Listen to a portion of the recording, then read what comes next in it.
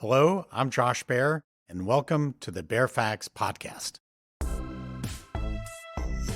For the second part of this double episode on art fairs, I'm joined by my colleague Luyang Jiang. Hey, Luyang. Thank you, Josh. In part one of our special episode on art fairs, Josh sat down with Laura Taschen and Bertina Korek to discuss the founding of Art Basel Miami Beach and the Frieze LA. In part two, you will hear my recent conversations with two insiders from the parts of the art fair world you don't often hear about, regional fairs in Europe and Asia. We will go back to the very beginning with the director of Art Cologne, and at the other end of the spectrum, we'll hear from the founder of a Chinese art fair about what's really going on with emerging markets in Asia. Basel draws collectors from all over the world. There was a time when Art Cologne was the worldwide leader in the contemporary art market amongst art fairs. That went from about 1967 until the mid-90s, and then it was replaced by Art Basel. I probably wouldn't recommend anyone's first art fair to go to Art Basel. It's too overwhelming. You won't be able to buy anything. Everything good will already be bought. I'd probably recommend people to go to more of a smaller regional and smaller fairs. And then, when they're ready, go to Art Basel. In this special two-part double episode of the Baer Faxt podcast, we are sitting down with the people behind four of the world's leading art fairs. In part two, we turn away from the U.S. to take a look at the diversity of smaller regional models, from the world's oldest art fair with Daniel Hook, the director of Art Cologne, to the future of Asia with David Chau, a major collector and the co-founder of Shanghai's Art 021. First up, we'll hear from Daniel about the origins and founding of the world's first art fair. Until Art Cologne actually took place, the only art fairs that existed were artist fairs on streets, like what you see in Paris, where you have a grouping of artists showing their works in tents. The Art Cologne was really the brainchild of Rudolf Zwerner, a gallerist, also the father of David Zwerner, here in Cologne, and Heinz Stünke from Galerie der Spiegel, which was Germany's oldest gallery at that time. It was the first gallery to open after World War II. I think Stünke and Zwerner were both inspired by the Documenta and felt they could organize a similar type of exposition, but with having works for sale. And so what really also defined the Kölner Kunstmarkt, as it was then known, was that it was organized through the galleries. So not with artists directly, but Stünke and Zwerner assembled 21 German galleries, which represented artists, and invited them to set up booths inside the Gürzenich Festival Hall, which is a medieval hall built in, I think, the 15th century for hosting big banquets and events in the center of the city of Cologne. How do you leverage your status as the oldest art fair in the context of a contemporary art world with so many new ones and sprouting up all the time? In essence, all fairs are regional fairs or national fairs. Even Basel, they have four locations now.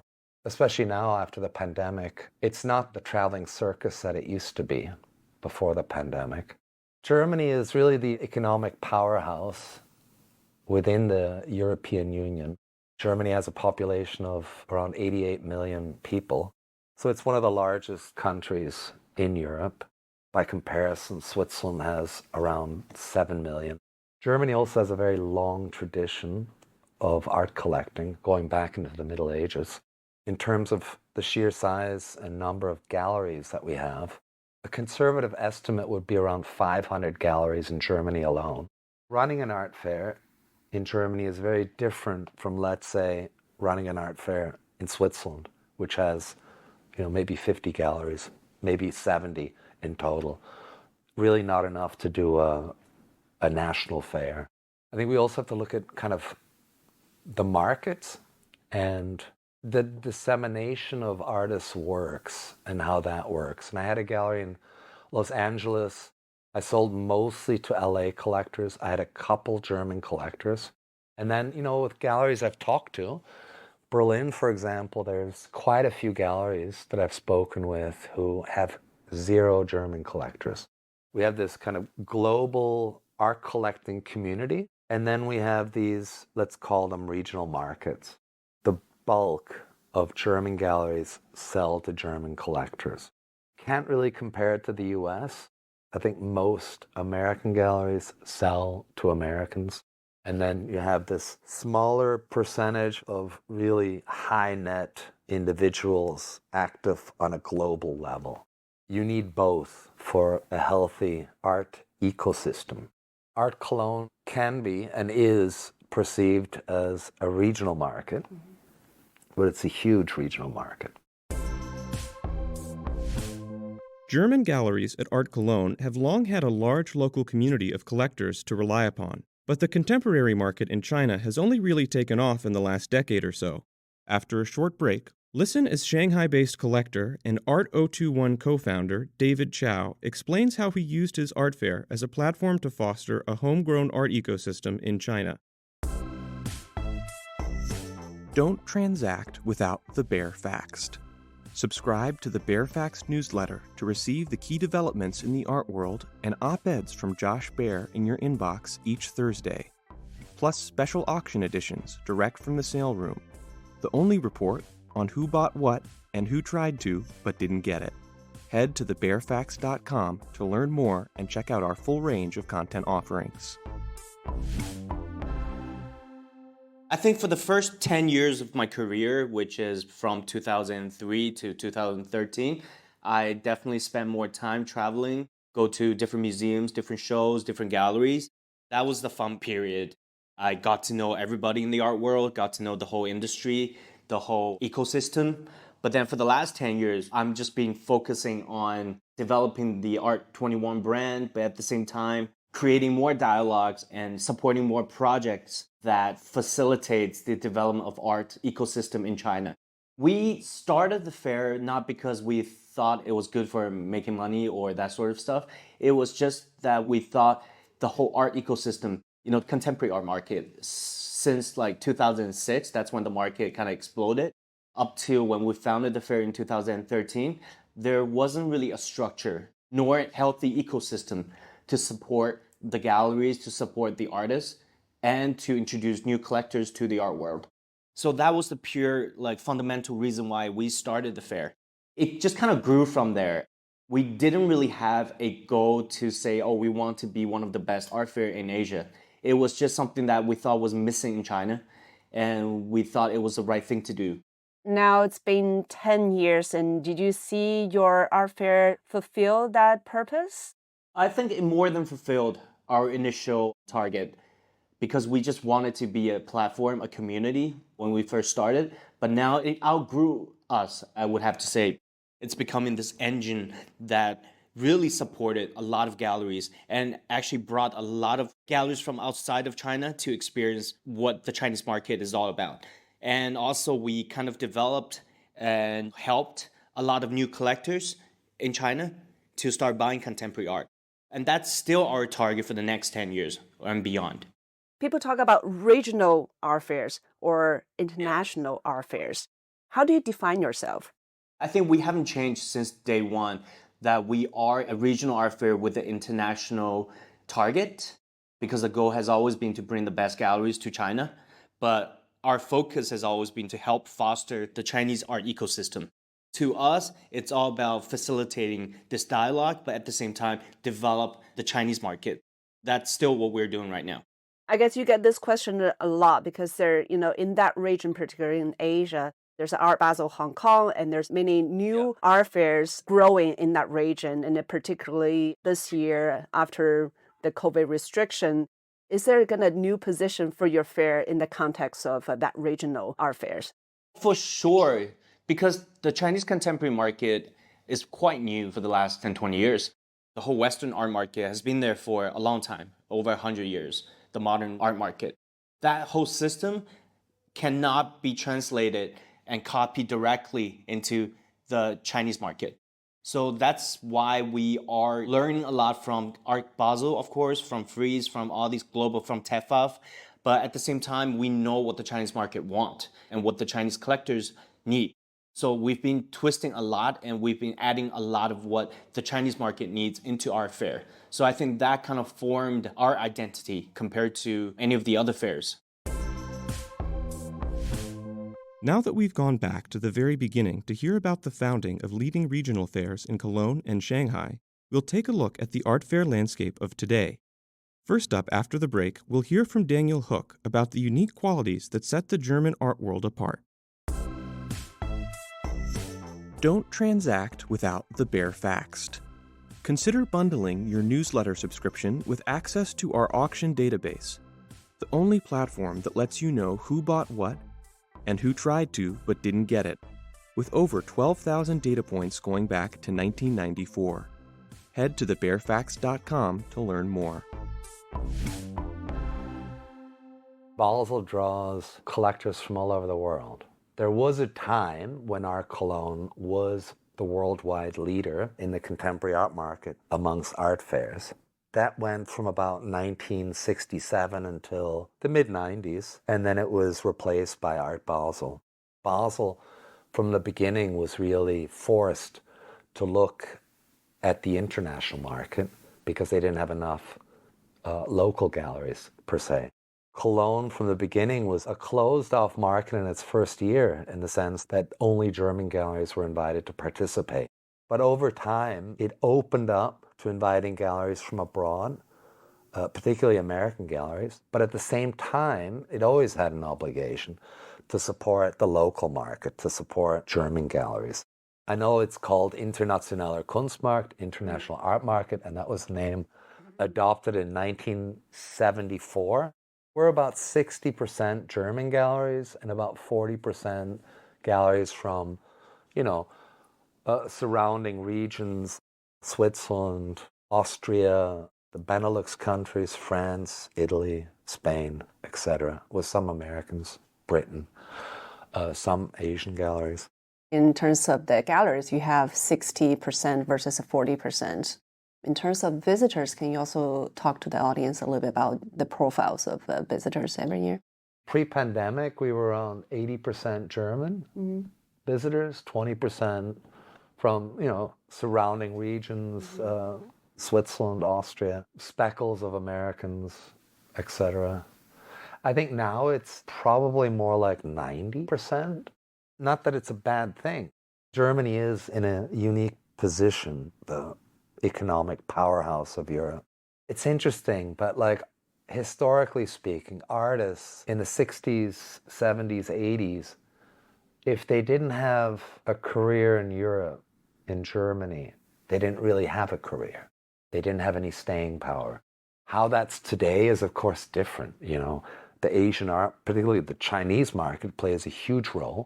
The Korean market played a role in the 1980s. Same with the Japanese. The Asian market's not to be underestimated. They're playing an important role today, especially with the high-end, top-level, 2% of top collectors. America, the United States, is still the biggest art market in the world. Germany may not have as many of the, multi-billionaire collectors that the US has, that Asia has, but we have a lot of smaller collectors. I think probably the most, let's say, mid-range to lower-end collectors worldwide. I think more than the US probably. Why is that important? Well, there was a moment in the 60s and 70s when art was affordable to anyone. You could buy a Donald Judd if you, had a decent paying job. Today, if you want to be an active collector in the contemporary art market, especially in the United States, the prices for emerging artists are so high. You do need quite high disposable income to even participate. And so why is that important? Why does that play a role? Well, it's about the dissemination of works out into the world, because this is what creates a secondary market. And if you sell 20 pieces, 50 pieces, is that enough to keep that secondary market engine growing, that it can perpetuate itself? Or do the works just fall into obscurity? If you look at the secondary market for zero artists like Günter Uecker and Heinz Mack and Otto Pine, Zero was a group of artists formed in Dusseldorf in 1957, best known for kinetic sculptures combining lights and motion. Zero inspired many other movements, including minimalism, op art, and arte povera. It just kind of perpetuates itself, not on a, huge high level. I mean, Oeckers are selling for around $1 million for, a good size early Oecker. These artists made countless editions and prints and drawings and smaller works that the normal public can buy. So that, I think, is really part of having a good, healthy art ecosystem. It's not just the exclusive 1% of the people out there that are spending $400,000 for a Wade Guyton, or spending $1 million for a Mark Rochon, or these speculators, or these groups that buy works together as investment funds. Yes. That's a very interesting topic. And, Josh and I went to Hong Kong Basel, and early this year in Singapore, we met lots of Asian collectors, and many of them, young collector who just started. One of the things you hear very often, or question you get a lot, is like, what is the most popular artist right now, right? Because people who just enter, they follow their certain kind of list, or blue chip artists, you hear that a lot.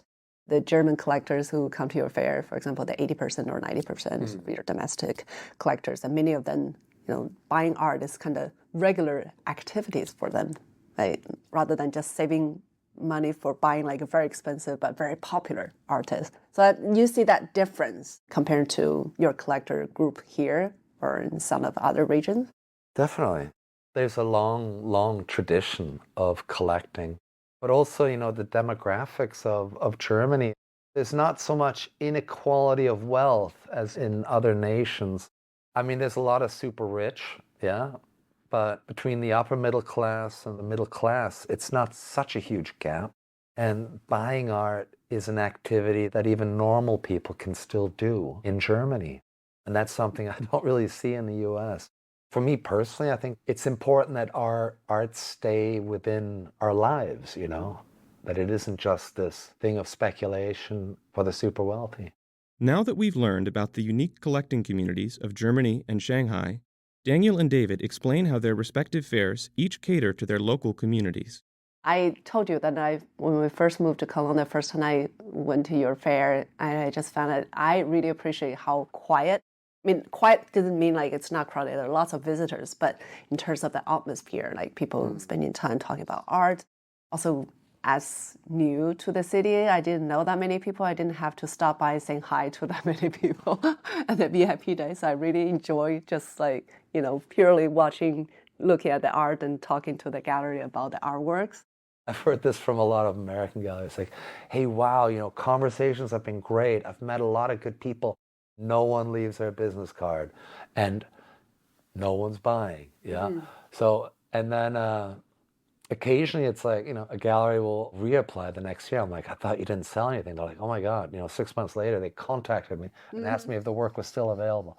So I think it's a very well-informed, thoughtful audience that needs time, that doesn't come to, really fast decisions. I remember when I did Art Basel Miami with my gallery, you're kind of mobbed by collectors and art consultants stuffing their business cards in your face and saying, send me prices for that artist and send me images, And then you put them in your book, you write your notes, and then you're really excited because you go home, and then or that night in the hotel, you're off like sending images and quoting prices and stuff. It doesn't happen like that in Germany. The more well-known collectors, of course, they buy stuff and say, okay, I'll take that, thank you, send the invoice here, and then they leave, Others really need more time. And for a lot of people, it's maybe that one big art purchase they make in a year. That's another thing I love about Art Cologne is there are a lot of, I don't know if I call them, they buy one work a year at Art Cologne. They live out in the sticks, in smaller villages and hamlets, around Germany. And it's the tradition. Their parents did it. They'd go to the, big city, to the art fair and buy a piece of art. I think that's quite beautiful. Now, we'll hear from David about how Art 021 caters to the unique collecting of its Chinese audience. I've been to a couple of your editions. The first impression is a very young, energetic, including the galleries attending or especially your collectors. How do you cater the experience to people attending an art fair for the first time? Well, a lot of people see it as a young and vibrant scene because we don't want this old art fair model and the traditional art model where people feel scared. For people who has never been to an art gallery or people who has never bought an art, we want this environment to be something that they are more familiar with, like something that a lot of celebrities can attend, something a lot of brands can attend. So when the new collectors, when they want to buy art or when they want to learn to collect art, then they come to Art 21 and they feel it's a familiar scene like any of the other events or parties that they go to. So to us, it's more of a party. But the selection of the galleries and the selection of the art is the utmost important thing for us because we want this to be a professional, to be a world-class content in terms of the overall context you just mentioned. But at the same time, we want the whole experience to be young, vibrant, and familiar to these new collectors. After the break, David Chau reveals the secrets of Art 021's innovative business model as he looks towards the future of China's rapidly expanding art market. Don't transact without the Baer Faxt. Consider bundling your subscription with our Art Advisory membership program, offering on-demand access to our diverse team of international specialists for a low annual fee, valued by both collectors new to the market and experienced players like galleries and even other advisors. Head to thebaerfaxt.com to learn more. Besides of the art fair, you also run a lot of other business. So when you first founded the art fairs and now entering the second decades of the art fairs, what are your thoughts on the business model? And maybe give a little bit perspective so to the audience who's not so familiar with your development. Your team also introduced another fair in Beijing. So how do those two work together? Walk us through your process in terms of the business model for your fair. For us, it's always about the size of the market. We don't grow the fair because we feel like we want to compare to Art Basel or we have like specific targets or mission. Of course we do, but the most important thing is we cannot outgrow the market that's existed right now. So for the last 10 years, our expansion has always been about if there's a market needs, then we expand. So if, let's say, we can go a bit beyond the current size of the market, but we cannot grow too big because if there's not enough people buying the art, then the participating galleries will get hurt and they just won't come back anymore, right? So for the last 10 years, it's about controlling the size of the fair according to the number of collectors there are and according to how well the galleries are doing in terms of their business. So that's something that's very different from other fairs in China or from some other fairs from like not so developed art market. I mean, some of the fairs, they just want to grow. They want to look good. They want the best galleries there. But then if they don't sell well, then people don't come back. But for us, the reason why people always come back to us is because we don't outgrow ourselves. So that's what happens in the last 10 years.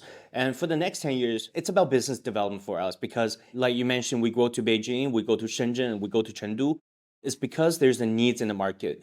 But at the same time, we have to start small, like how we started Art 21 in 2013. We started with like 27 galleries, and now we have over 130 galleries, right? So that takes 10 years to develop. So this is our fourth edition in Beijing and third edition in Shenzhen. So we are growing small with a very smaller development each year. We just grow by 10 galleries, 15 galleries every year. We have to make sure all the galleries at least, do well to grow. So that's basically our business model. In terms of like how we make money, it's just similar to the rest of the fair in the world, right? We rent out the space, we get sponsorships. But in terms of that, I also do have some thinking about the future because I think art fair can do a bit more than just making money from those two things I mentioned. So what would that be?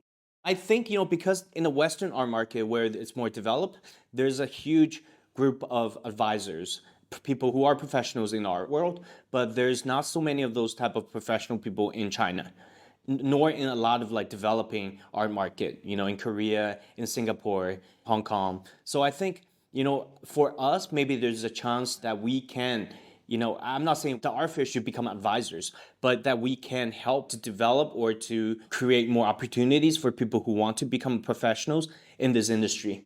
And then in turn, they can help more collectors. People are forgetting that Art Basel started by a couple art advisors, right? The most important thing about advisors, for one, is professionalism, right? 2 is how well you're connected. 3 is your experience in the industry. Though all those things are pretty lacking in this market. So I think what Art21 can help is its brand is already very well established. People trust the brand. Collectors trust the brand. A lot of collectors came to us and want us to kind of help them to buy art, but then we are an art fair. But at the same time, I think, we have kind of outgrown just to be an art fair model. So who knows, maybe Art21 can become a brand that's much bigger than art fair. Maybe we can have an advisor team. Maybe we can facilitate and help a lot of professionals who are not connected, but who are very professional and who work in the service industry, like private banking, et cetera, then we can help those people to get connected in the art world. So I think there's a lot more the brand Art21 can offer. Who knows, maybe we can even get into buying and selling art, but not get in the way of the galleries that participate in us. So we have to find the perfect balance and the perfect model. That's what I've been always doing in my career. Like I'm a collector, I'm a foundation supporter, I'm an art fair, I'm a business people. In the Western developed art world, that's kind of taboo where, if you're a collector, you are not supposed to do this, you're not supposed to do that, right? But in China, my name for the last 10 years or 20 years, people know what I do. I'm transparent in everything I do. I'm not someone like who say, oh, I do a museum, but I sell and buy art. I've never sold anything I bought from galleries, maybe one piece or something in the last 20 years. So I'm pretty transparent in everything I do. So even with this business, even if we are in art fair, if we can help the galleries to sell better by creating a better service to the collectors, then why not, right? That's what's going to happen going forward is we are going to test and develop and see how far the brand can go in terms of helping the whole ecosystem. What's your advice to people who are first-timer for Art Basel this year? I probably wouldn't recommend anyone's first art fair to go to Art Basel. It's too overwhelming. You won't be able to buy anything. Everything good will already be bought. I'd probably recommend people to go to more of a smaller regional and smaller fairs. And then, when they're ready, go to Art Basel. Otherwise, book everything at least 6 months before you decide to go. So remember, book your rooms for Basel now. We'll leave you with that piece of advice for next year's edition of Art Basel. But before we go, one last thought on art fairs from the guest of our next episode, the critic Jerry Saltz. I love going to the big openings of about 2 or 3 big fairs. I go, I look at everybody, I'm amazed at how beautiful everybody is, just what they're wearing, and then I like to just look, and then I want to look at art, but I can't. I just find it absolutely impossible to see art. Subscribe today to be the first to hear Josh's conversation about art criticism and the market with Jerry Saltz, Pulitzer Prize-winning author and head art critic for New York Magazine, on the next episode of the Baer Faxt podcast, brought to you by the leading news source for the art world since 1994. Our host is Josh Baer, founder and CEO of the Baer Faxt. Our executive producer is Luyang Jiang. I'm Will Griffith, our assistant editor. Our content advisor is Bo-Liang Shin, and our editing team is Mona Productions. Special thanks to our guests for this episode, Daniel Hook and David Chau. Subscribe today wherever you get your podcasts, and check back soon for future episodes as we unpack the inner workings of the global art industry through exclusive, candid interviews with key players in the business, as they offer their perspectives on art and the market in the US, Asia, Europe, and beyond.